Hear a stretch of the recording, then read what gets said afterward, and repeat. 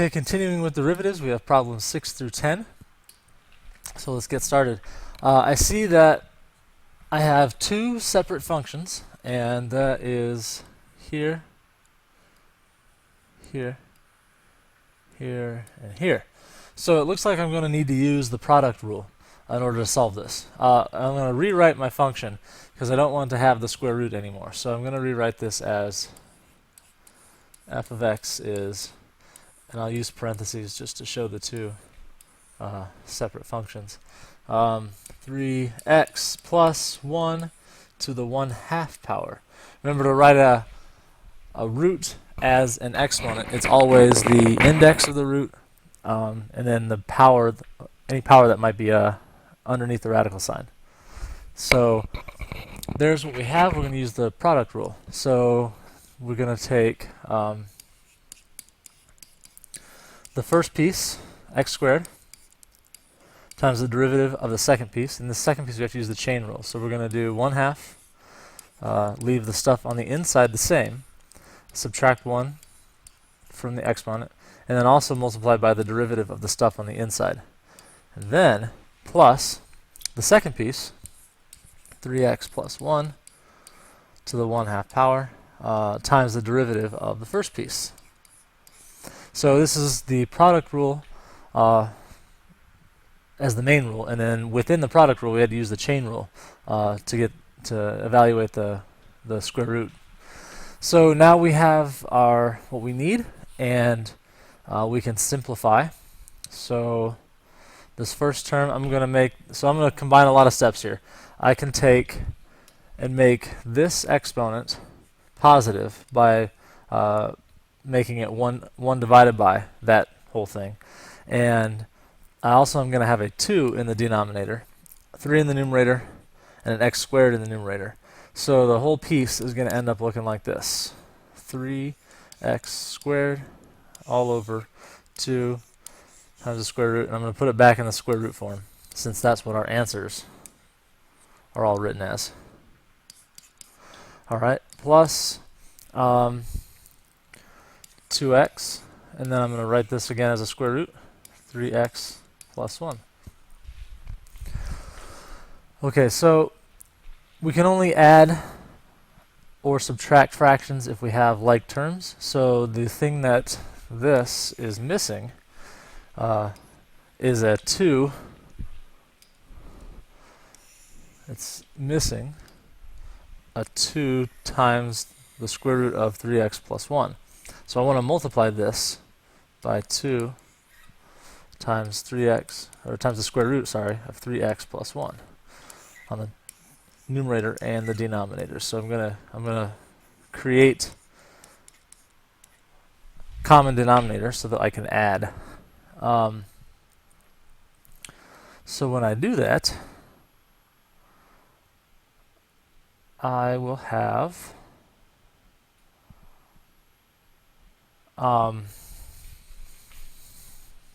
3x squared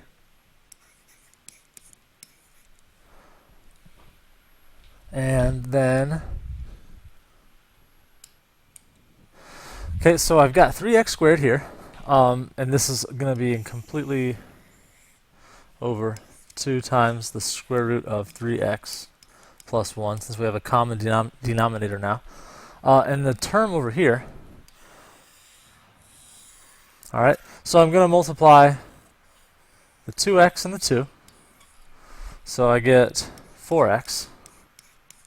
And I'm also going to multiply, since it's multiplication and it's commutative, we're multiplying all these things. So when I multiply the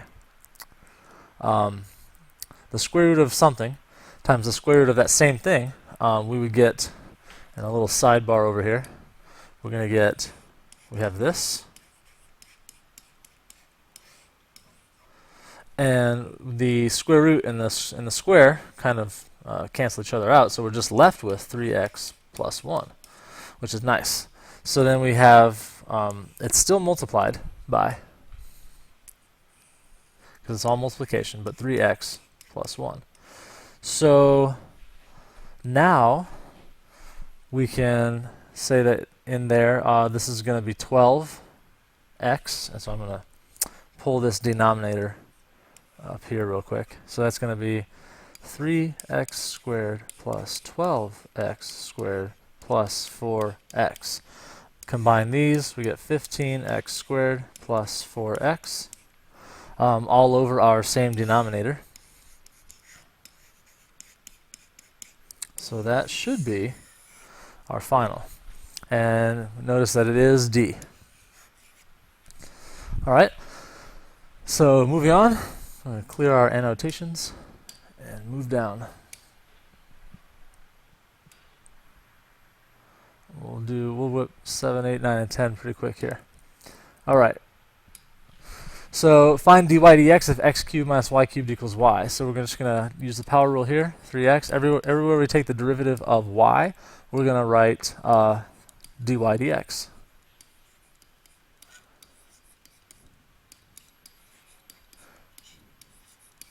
Okay, so we want to get the situation where we have all dy dx's on one side. So this will be 3x squared equals dy dx plus 3y squared dy dx.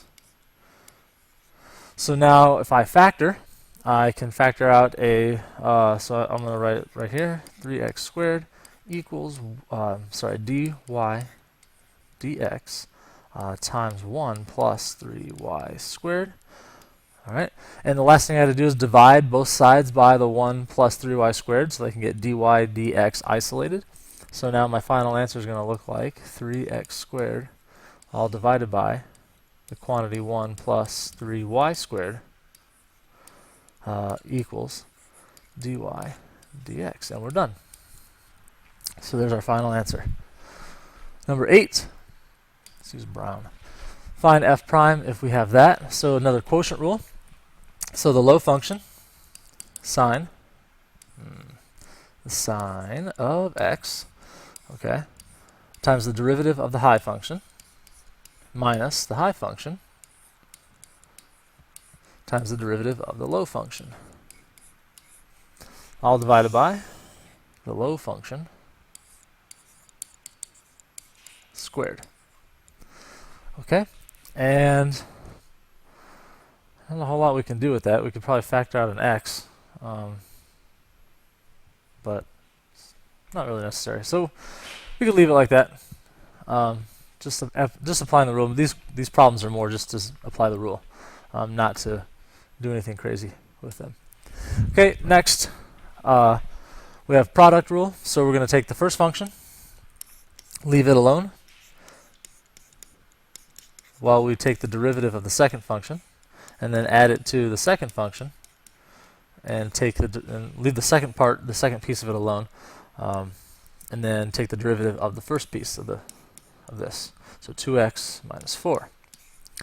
Okay, so we have x squared minus 4x plus 3 plus, and we can FOIL this out, 2x squared minus 4x plus 2x, which would be minus 2x. So I did a minus 4x plus 2x, and then minus 4. So let's see what we have. We have x squared and a 2x squared to give 3x squareds. Negative 4x minus another 2x is negative 6x. 3 minus 4 is negative 1. So there's our final answer there. And the last one, we have chain rule. Very easy chain rule. So we inside stuff here. This is the outside function here. So we have 10 x plus 1 to the 9th. So we left the stuff on the inside the same, and we took the derivative using just the power rule on the outside, and now we multiply by the derivative of the inside, which is just that. So final answer ends up being that. Okay.